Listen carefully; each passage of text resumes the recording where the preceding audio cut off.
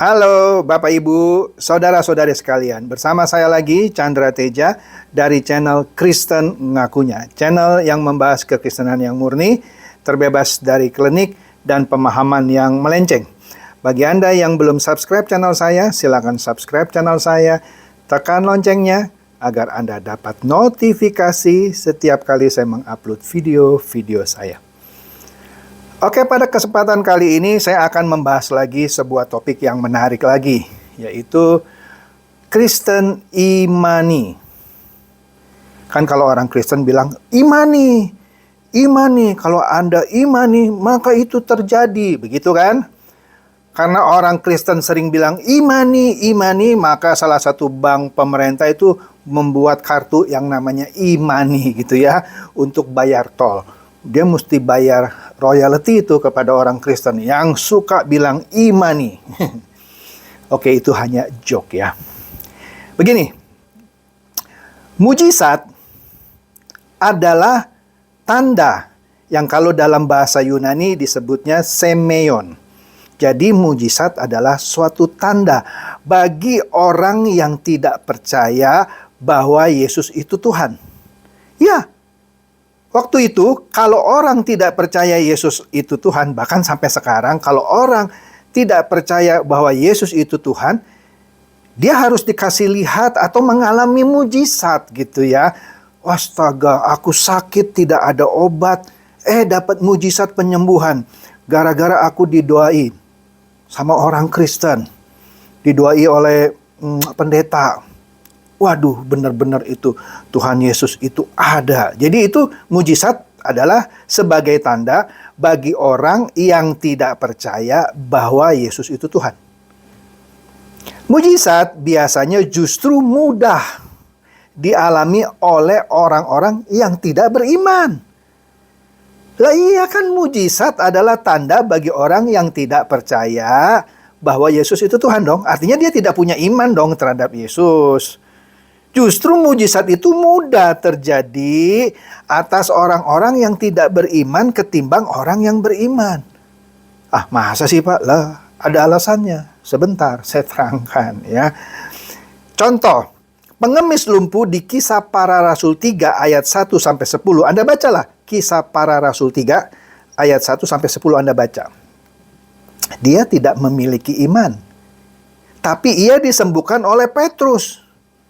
Meski ia sebenarnya hanya minta sedekah. Dia minta sedekah tapi justru disembuhkan. Ini orang bukan orang beriman. Oke? Jadi kalau Anda belum kunjung mendapatkan mujizat dan orang-orang menghakimi Anda sebagai orang yang kurang iman, pastinya penghakiman orang-orang itu salah alamat alias ngaco. Kan sering Anda dengar gini, astaga, kamu kok permohonan kamu belum dikabul-kabulkan Tuhan. Kamu kurang iman sih. Ngaco. Padahal sebuah permintaan bisa saja tidak dikabulkan Tuhan karena permintaannya itu tidak berkenan di hati Tuhan. Mau punya iman seperti apa ya, tetap saja Anda tidak akan mendapatkan apa yang Anda imani gitu ya. Oke, kembali lagi. Jadi, kalau kita lihat di Alkitab kita, khususnya di Perjanjian Lama, itu memberikan banyak contoh bagaimana orang-orang beriman itu mendapatkan mujizat pemeliharaan Allah, betul, dari mara bahaya. Contohnya siapa? Seperti Daniel, Mesak, Sadrak, dan Abednego. Tetapi ternyata iman bukanlah dasar terjadinya mujizat di Perjanjian Baru.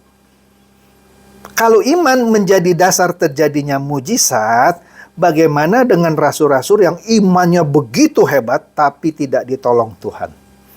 Bahkan sampai mati mengenaskan. Padahal apa kurang hebatnya iman mereka? Enggak ditolong Tuhan tuh. Matinya mengenaskan. Paulus pun tidak disembuhkan dari duri di dalam dagingnya. Padahal kurang apa imannya Paulus? Sudah mulai tambah jelas? Kenapa? Karena orang yang sudah percaya Yesus adalah Tuhan dan Juru Selamatnya, tidak perlu tanda lagi. Kalau Anda masih perlu tanda lagi, Artinya Anda perlu peneguhan lagi bahwa Yesus itu Tuhan, Yesus itu Tuhan, Yesus itu Tuhan, begitu. Sehingga Anda perlu tanda lagi, tanda lagi, tanda lagi. Saya bukan bilang mujizat sudah tidak ada ya, jangan salah. Ya. Yang saya mau tegaskan adalah orang percaya tidak perlu ngoyo lagi cari mujizat. Bukannya tidak boleh ya, tidak perlu ngoyo cari mujizat.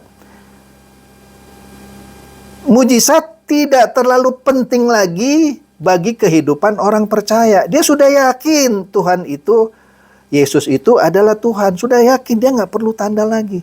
Bahkan kalau dia nggak ditolong Tuhan pun, mujizatnya itu nggak datang. Dia tetap percaya Yesus itu Tuhan. Seperti siapa? Seperti Paulus dan rasul-rasul lain yang matinya mengenaskan. Meski tidak ditolong, tetap dia percaya. Meskipun mujizat tidak datang atas dirinya, dia tidak ditolong, tetap dia percaya Yesus adalah Tuhan. Oke?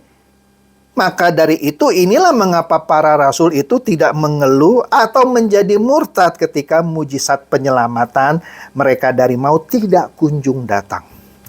Disinilah kehendak Allah yang jadi, bukan kehendak kita. Mulai tambah jelas? Nah, memang mujizat kadang diperlukan untuk meyakinkan dan membuka mata bahwa Yesus adalah Tuhan. Tetapi sayangnya setelah mujizat itu membuat seseorang mengenal Tuhan atau mengakui dan menerima Yesus adalah Tuhan, ia tidak membuat orang itu otomatis diselamatkan.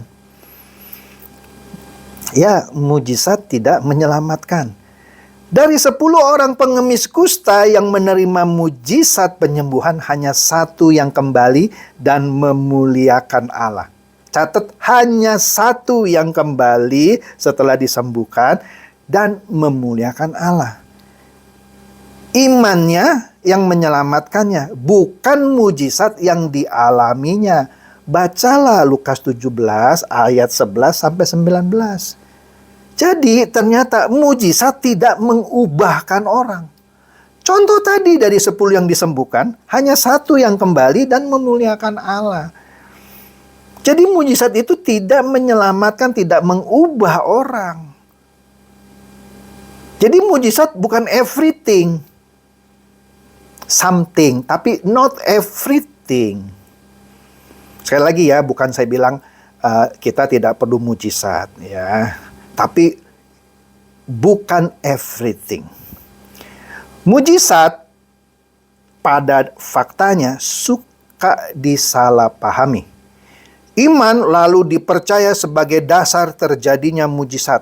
Sehingga sering kita lihat orang mengimani hal yang salah. Apa misalnya?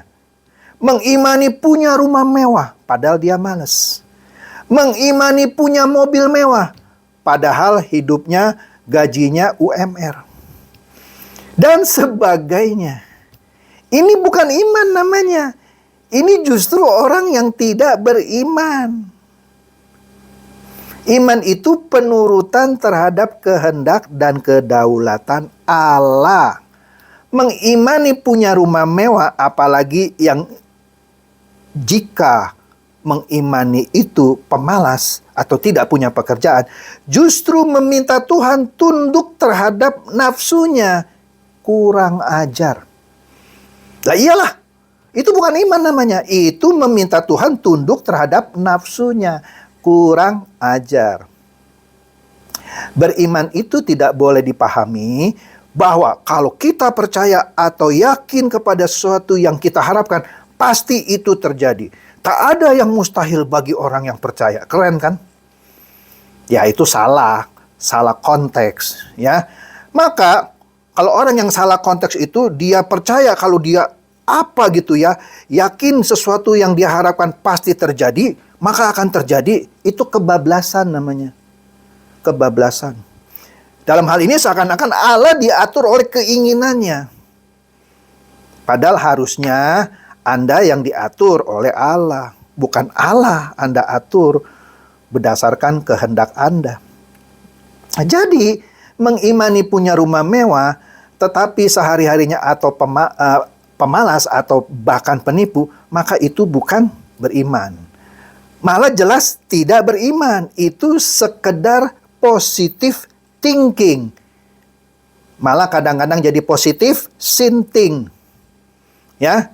Kita harus benar-benar mempersoalkan atau menggumuli apakah mujizat yang kita minta melalui doa itu sesuai dengan kehendak dan rencana Bapa. Jika sesuai, maka permintaan kita pasti akan dikabulkan oleh Bapa. Allah tidak akan mengabulkan doa kita bila permintaan kita bertentangan dengan kehendak atau rencananya. Contoh, Yesus minta, kalau boleh cawan ini berlalu dariku. Tapi kehendak Bapa dan rencana Bapa bukan melalukan cawan itu dari Yesus. Disuruh, jalani. Salib. Yesus saja sudah kasih contoh. Dia sudah minta, kalau boleh cawan ini berlalu. Apa kurang imannya Yesus? Tidak berlalu itu cawan. Masih kurang.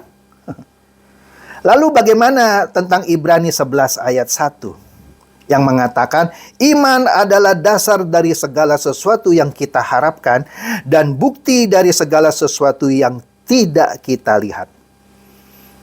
Ini ayat hati-hati, bisa diselewengkan.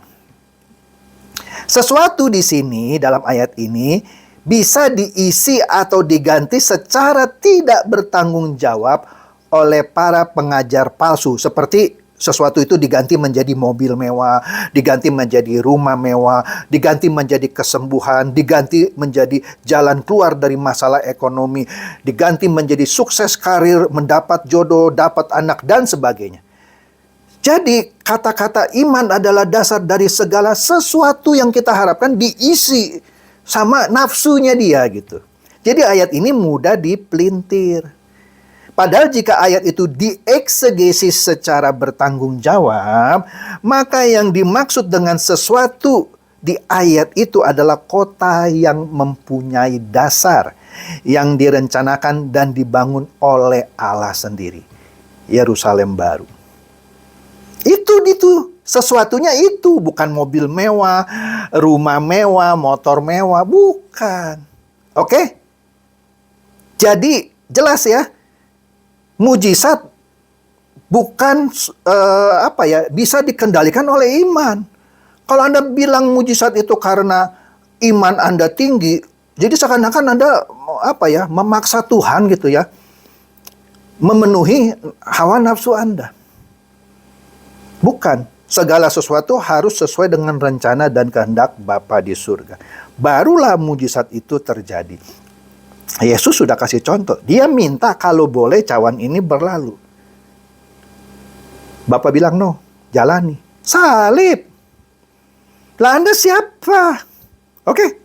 Semoga ini mencerdaskan dan mencerahkan Anda semua. Silakan share video saya ini kepada teman-teman, sahabat atau kerabat supaya mereka tambah cerdas dan tercerahkan.